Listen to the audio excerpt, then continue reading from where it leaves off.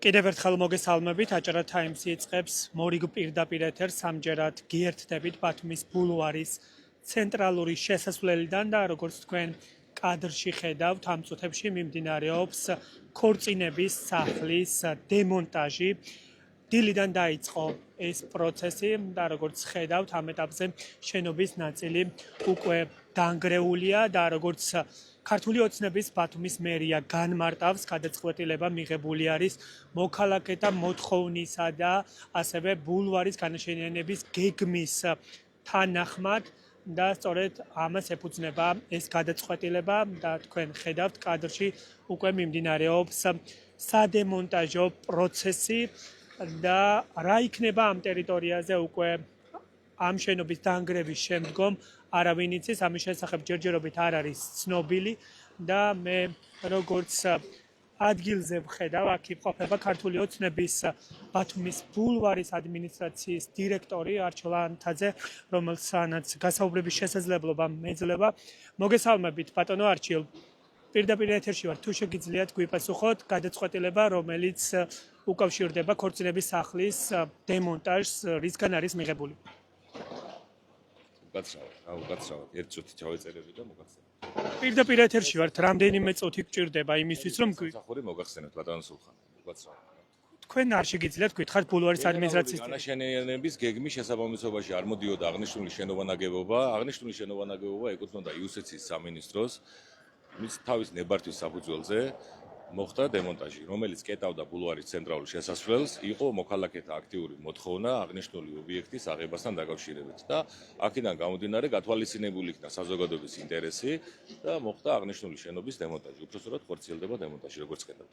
თავისუფალი ტერიტორია დარჩება თუ ადგილმონაცვლება იგეგმება რაიმე ბულვარის გენერალური განაშენიანების შესაბამისობაში მოხდება კონცეფციის შემუშავება სპეციალისტებთან ერთად და ისეთი ობიექტის განთავსება მოხდება, რომელიც შეესაბამება ბულვარს, დამსვენებლებს, ჩვენ მოგვეწონება, ჩამოსულს მოეწონება და ასე შემდეგ და ასე შემდეგ. ანუ შესაძლოა ამ ტერიტორიაზე სხვა ტიპის შენობა, ნაგებობა, მაგას უფრო სარეკრეაციო სივრცეა და აქ შენობა ნაგებობა არ შეესაბამება. შენობა ნაგებობა, როგორც ხედავთ, არის და არ უხდება და ასე რომ ეს ზოგადად რომ გითხათ ბულვარის ტერიტორიაზე განაშენიანების გეგმის შესაბამისობაში აქ შენობა ნაგებობა არ უნდა იყოს. უნდა იყოს სარეკრეაციო სივრცე, ფონტანი, ან ყვავილები, ან მსგავსი თემა, რომელიც სასიამოვნო იქნება გარემოსთვის და შეესაბამება ბულვარს. ზოგადად რომ გითხათ დემონტაჟი, რაც მიმდინარეობს აქტიურად ბულვარის ტერიტორიაზე, რა პრინციპით ხდება სხვადასხვა ობიექტების მე გითხარით, რომ ბულვარის განაშენიანების შესაბამისობაში უნდა მოვიდეს ბათუმის ბულვარი.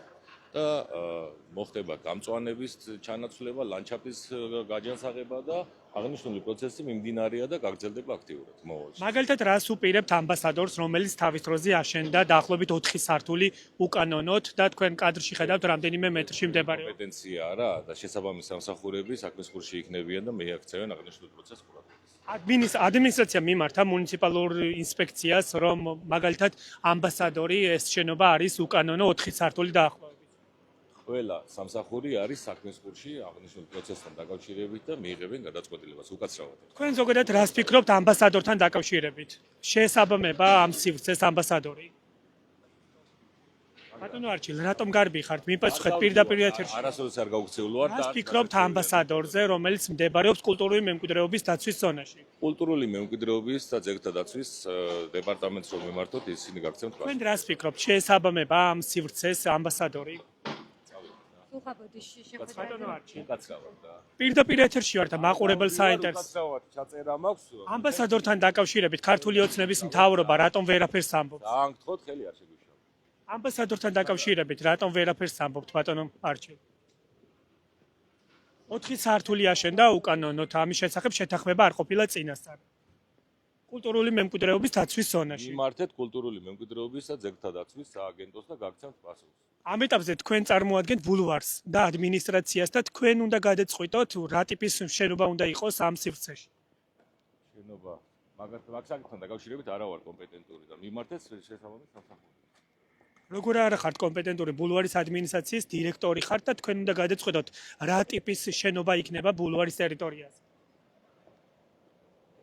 თქვენ პირდაპირ ეთერში თვალს ადევნებთ ქართული ოცნების ბათუმის ბულვარის ადმინისტრაციის დირექტორს არჩილ ანთაძეს, რომელიც არპასუხობს კითხვას თუ რაბედიელის ამბასადორს, რომელსაც თქვენ ახლა კადრში ხედავთ, ეს თავის დროზე პროტესტის ფონზე აშენდა, მათ შორის 4 სართული ყოველგვარი ნებართვის გარეშე დაადგეს და ამის შესახებ არავის დაგესრებია დღემდე პასუხისმგებლობა. სანაცვლოდ კი ბათუმის ბულვარის ადმინისტრაცია აგრძელებს იმ შენობების დემონტაჟს, რომელსაც თვითონ ჩათვლის საჭიროდ.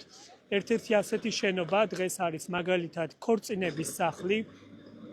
კადრში ხედავთ პირდაპირ ეთერში, რომ ეს პროცესი ამ ეტაპზე მიმდინარეობს, ანგრევენ შენობას, რომელიც მდებარეობს ბათუმის ბულვარის შესასვლელში. ეს ერთგვარი სავიზიტო ბარათი იყო ბათუმის ბულვარში, თუმცა ქართული ოცნების მთავრობამ გადაწყვიტა, რომ გარემოსთან არის შეუსაბამო და სწორედ ამიტომ ანგრევენ ქორწინების სახლს. არჩილ ანთაძემ განმარტა, რომ გადაწყვეტილება მიღებული არის განაშენიანების კონცეფციის შესაბამისად, ასევე მოქალაქეთა მოთხოვნის საფუძველზე. როგორც მან განმარტა, მოქალაქეები ითხოვდნენ, რომ ქორწინების სახლი დანგრეულიყო და სწორედ ამიტომ მიიღეს ეს გადაწყვეტილება.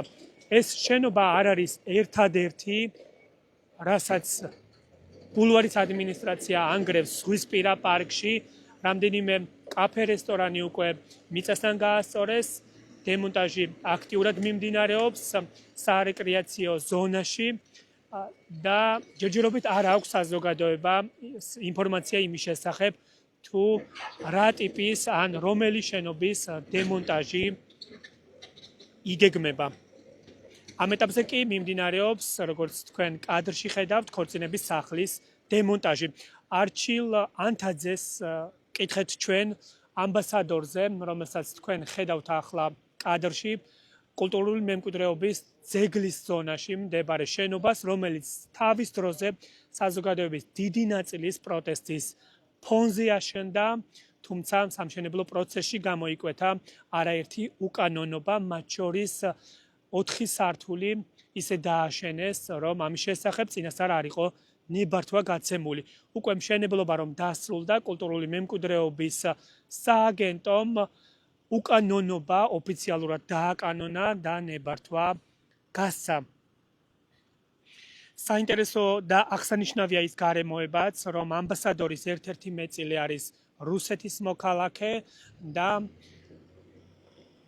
ხედავთ იმას, რომ ქართული ოცნების მთავრობა შერჩევითი სამართლით ხელმძღვანელობს და უნგრევენ შენობებს იმ ადამიანებს, რომლებსაც არ ახავთ გავლენიანი პატრონები ხელისუფლებასთან და ისინი ვერ ახერხებენ, რომ საკუთრება დაიცვან, თუმცა სანაცვლოდ ქართული ოცნების, მათ შორის ჩინოვნიკები ანგრევენ აშენებენ უფრო სწორად სხვადასხვა ტიპის ობიექტებს ყოველგვარი ნებართვისა და კანონის გარეშე და მათ შესაბამის პასუხისმგებლობას არავინ აკისრებს. ასეთი პრაქტიკა არის როგორც საქართველოში, ასევე ამ რეგიონში ქართული ოცნების ხელისუფლება მოქმედებს შერჩევითი სამართლით. მე კიდევ ერთხელ მაყურებლისთვის განმარტავ, რომ თქვენ პირდაპირ ეთერში თვალს ადევნებთ დემონტაჟის პროცესს. ეს არის, ვინც არ იცის, გეტყვით, რომ ბათუმის ბულვარი, ძველი ბულვარის შესასვლელი, ცენტრალური შესასვლელი, სადაც წლების განმავლობაში კერძოდ ნაციონალური მოძრაობის მმართველობისას აშენდა ქორწინების სახლი, რომელიც რამდენიმე წლის განმავლობაში ფუნქციონირებდა, თუმცა ბოლო პერიოდში ის იყო უფუნქციო მდგომარეობაში და შენობა, რომელიც იყო ერთგვარი ბულვარის სავიზიტო ბარათი, დღეს ასე გამოიყურება, თითქმის ნაწილი შენობის უკვე დანგრეულია, ფრაგმენტები შემორჩა და რამდენიმე საათში საერთოდ მიწასთან გაასწორებენ იმ ნაგებობას, რასაც თქვენ ახლა კადრში ხედავთ. გადაწყვეტილება კი ბულვარის ადმინისტრაციამ განმარტა იმით, რომ თითქოს მოქალაქეები ითხოვდნენ ამ შენობის დემონტაჟს და ეს მოთხოვნა მოქალაქეების მხრიდან ქართულმა ოცნებამ გაითვალისწინა და დაიწყეს უკვე შენობის დემონტაჟი. მადლობა რომ უყურებთ აჭარა Times, მადლობა ნდობისთვის, გემშვიდობებით ჩვენ ცხადია ქალაქში მიმდინარე სხვადასხვა სიახლეების შესახებ ინფორმაციებს გაწვდით უწყვეტ რეჟიმში. მადლობა ნდობისთვის და გემშვიდობებით ნახვამდის.